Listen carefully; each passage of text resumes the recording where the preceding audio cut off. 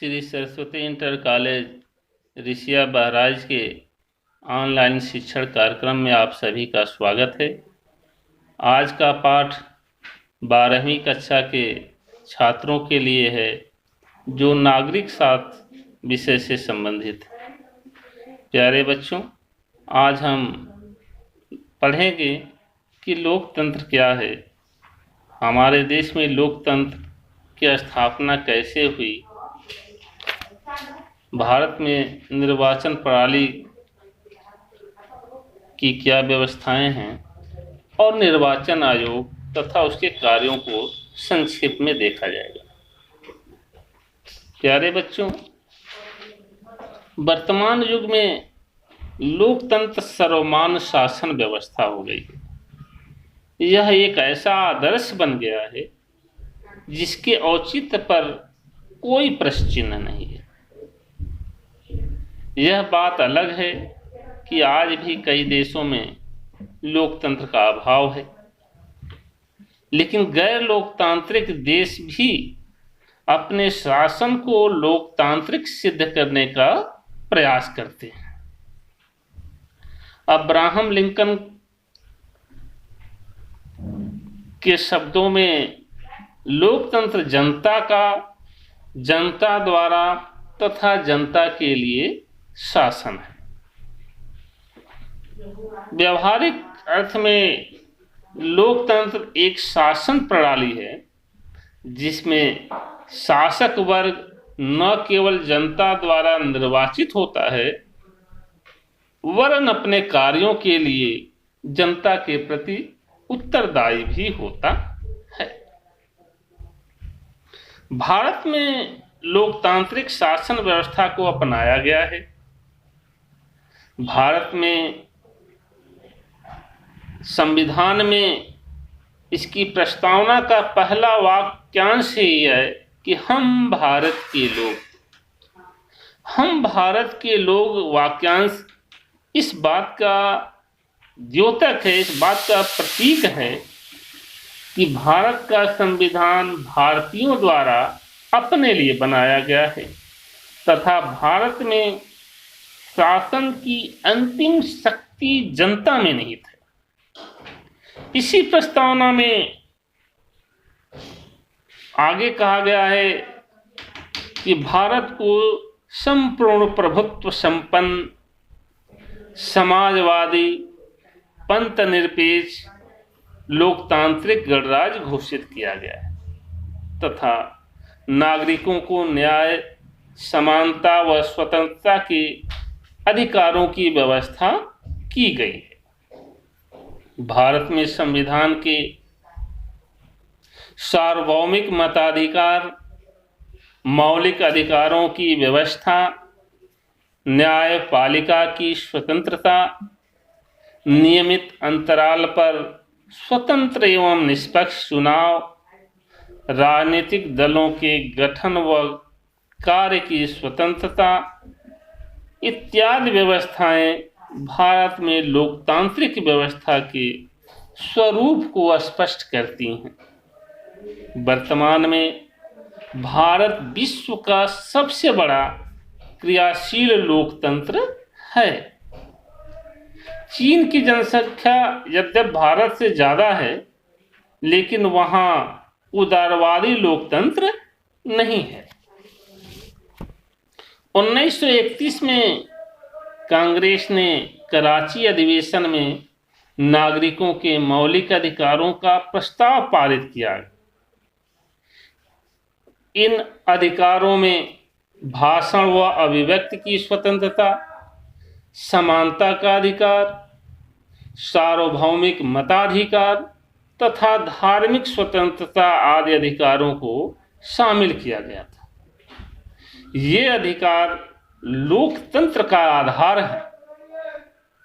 1936 और 1937 में कांग्रेस ने अपने अधिवेशनों में समाजवाद, लोकतंत्र व कल्याणकारी राज्य से संबंधित प्रस्ताव भी पारित किए।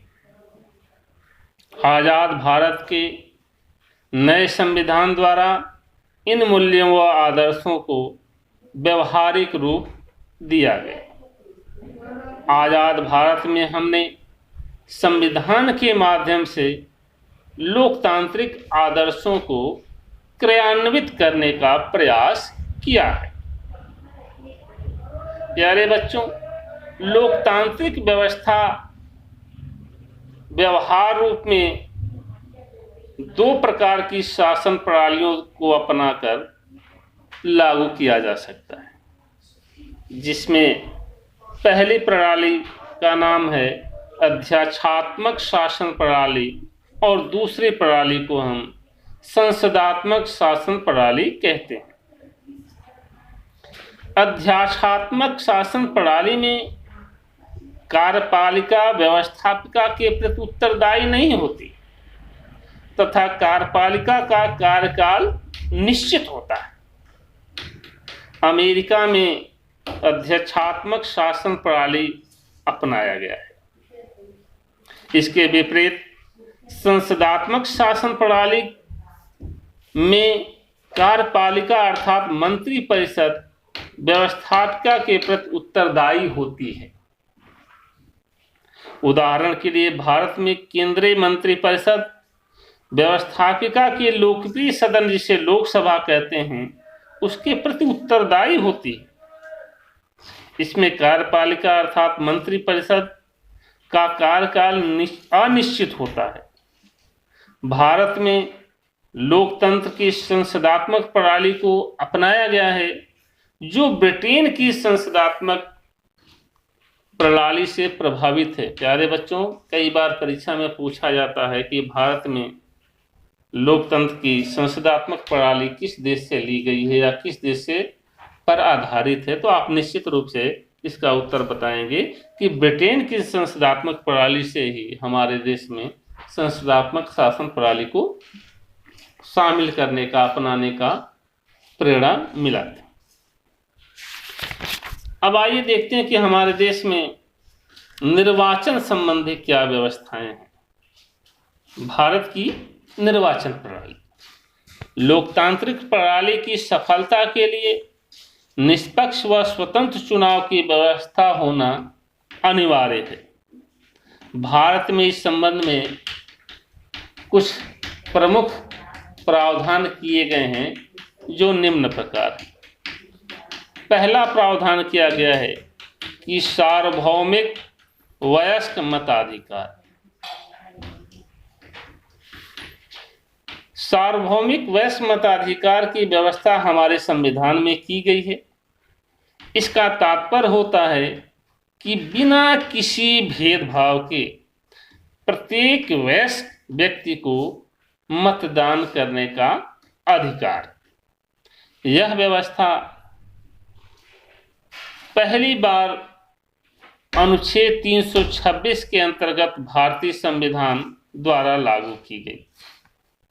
प्रारंभ में मताधिकार के लिए न्यूनतम आयु 21 वर्ष रखी गई थी, जिसे 1989 में घटाकर 18 वर्ष कर दिया गया। भारतीय निर्वाचन प्रणाली की दूसरी विशेषता है कि गुप्त मतदान। भारत में गुप्त मतदान की व्यवस्था की गई है ताकि सभी मतदाता निर्भीक होकर अपने मताधिकार का प्रयोग कर सके। तीसरी व्यवस्था की गई कि चुनाव संबंधी संसदीय कानून। हमारे देश के संविधान के अनुसार चुनावों के संबंध में कानून बनाने का अधिकार संसद को दिया गया है। संसद ने चुनावों के कुशल संचालन के लिए 2 कानून पारित किए। पहला कानून लोक प्रतिनिधित्व अधिनियम 1950 तथा दूसरा कानून लोक प्रतिनिधित्व अधिनियम 1951 है। इन अधिनियमों में चुनाव प्रक्रिया के नियमों का उल्लेख है, जिसके अंतर्गत निर्वाचन आयोग द्वारा चुनावों का संचालन किया जाता है। चौथी प्रमुख विशेषता है व्यवस्था हमारे संविधान में की गई है, वो है स्वतंत्र निर्वाचन आयोग की स्थापना। स्वतंत्र व निष्पक्ष चुनाव कराने के लिए अनुच्छेद 324 के अंतर्गत एक स्वतंत्र निर्वाचन आयोग की स्थापना की गई है। इसका मुख्य कार्य लोकसभा, राज्यसभा, विधानसभा, विधान परिषद, राष्ट्रपति और उपराष्ट्रपति के स्वतंत्र व निष्पक्ष चुनावों को संपादित कराना है। चुनाव आयोग मतदाता सूचियां तैयार करता है तथा चुनाव आचार संहिता को लागू करता है। चुनाव आयोग का मुखिया मुख्य निर्वाचन आयुक्त होता है, जिसकी नियुक्ति राष्ट्रपति द्वारा की जाती है। 1989 से आयोग में 2 निर्वाचन आयुक्त भी शामिल कर लिए गए हैं, जिनकी नियुक्ति भी राष्ट्रपति द्वारा ही की जाती है। भारत में पहली बार, बच्चों याद रखना कि भारत में पहली बार चुनाव आयोग का गठन 25 जनवरी 1950 को किया गया। इसीलिए 25 जनवरी को राष्ट्रीय मतदाता दिवस मनाया जाता है। और हमारे देश के जो पहले मुख्य चुनाव आयुक्त हुए हैं, उनका नाम श्री सुकुमार सेन था। आइए अब देखते हैं कि हमारे देश में चुनाव आयुक्त या चुनाव आयोग कौन कौन से कार्य करता है। संविधान के प्रावधानों द्वारा तथा संसद द्वारा पारित कानून के अंतर्गत हमारे देश का जो चुनाव आयोग है वो मुख्य रूप से निम्न 4 कार्य करता है। पहला कार्य चुनाव क्षेत्रों का परिसीमन करना। संसद द्वारा 1992 में पारित परिसीमन आयोग अधिनियम के अंतर्गत लोकसभा तथा विधानसभा के चुनाव क्षेत्रों का परिसीमन करने के लिए एक आयोग की स्थापना का प्रावधान किया गया है। भारत का मुख्य निर्वाचन आयोग परिसीमन आयोग का अध्यक्ष होता है। परिसीमन आयोग द्वारा प्रत्येक 10 वर्ष के बाद होने वाली जनगणना के उपरांत चुनाव क्षेत्रों का परिसीमन किया जाता है। लेकिन वर्तमान में वर्ष 2026 तक परिसीमन द्वारा चुनाव क्षेत्रों की संख्या बढ़ाने पर रोक लगा दी गई। चुनाव आयोग का दूसरा प्रमुख काम होता है मतदाता सूचियां तैयार करना। पहले लोकसभा और विधानसभा चुनाव के लिए अलग अलग मतदाता सूचियां तैयार की जाती थी, लेकिन अब दोनों चुनावों के लिए एक ही मतदाता सूची तैयार की जाती है। चुनाव आयोग सूचियों को तैयार करने का कार्य जिला निर्वाचन अधिकारी द्वारा कराता है, जो निर्वाचन आयोग की देखरेख में ही किया जाता है। प्रायः हर जिले का जो जिलाधिकारी होता है वो जिला निर्वाचन अधिकारी के रूप में भी कार्य करता है। चुनाव आयोग का तीसरा कार्य है चुनाव का संचालन करना। चुनाव आयोग का सबसे महत्वपूर्ण कार्य संसद के दोनों सदनों, राज्य विधानमंडल के दोनों सदनों तथा राष्ट्रपति व उपराष्ट्रपति के चुनाव का संचालन कराना है। चुनाव संचालन में चुनावों की घोषणा से लेकर चुनाव परिणाम घोषित होने तक सारी प्रक्रिया निर्वाचन आयोग के नियंत्रण में संचालित होती। इसमें नामांकन, नाम वापसी, प्रचार, मतदान, मतगणना तथा चुनावों की घोषणा आदि की प्रक्रियाएं शामिल होती। निर्वाचन आयोग के पास चुनावों के संचालन हेतु अपनी कोई प्रशासनिक मशीनरी व स्टाफ नहीं है, किंतु राष्ट्रपति या राज्यपाल के लिए यह बाध्यकारी है कि वह चुनाव आयोग द्वारा अनुरोध किए जाने पर चुनाव संचालन हेतु आवश्यक प्रशासनिक मशीनरी उपलब्ध कराए। चुनाव आयोग का चौथा प्रमुख कार्य है राजनीतिक दलों को मान्यता देना या उनकी मान्यता का प्रत्याहरण करना। चुनाव प्रतीक चिन्ह आदेश 1968 के अंतर्गत निर्वाचन आयोग विभिन्न राजनीतिक दलों को राज्य स्तरीय दल अथवा राष्ट्रीय दल की मान्यता प्रदान करता है। इसके लिए चुनाव आयोग द्वारा कुछ निश्चित मानदंड निर्धारित किए गए हैं। इन दो श्रेणियों के अलावा निर्वाचन आयोग गैर मान्यता प्राप्त दलों के रूप में भी विभिन्न राजनीतिक दलों को पंजीकृत करता है। अगर कोई राजनीतिक दल चुनाव आयोग द्वारा निर्धारित मार्गदर्शकों नियमों का उल्लंघन करता है तो चुनाव आयोग उसकी मान्यता का प्रत्याहरण भी कर सकता है। तो प्यारे बच्चों, आज हमने देखा कि लोकतंत्र क्या है, भारत में लोकतंत्र की स्थापना किस प्रकार हुई, भारत में निर्वाचन संबंधी क्या क्या व्यवस्थाएं की गई हैं, भारत में निर्वाचन आयोग का गठन और उसके प्रमुख कार्यों के बारे में चर्चा की गई। आप इसे ध्यान से सुने, समझें और आवश्यक नोट भी बनाएं। उम्मीद है कि आज का पाठ आपको अच्छी तरह से समझ में आया होगा।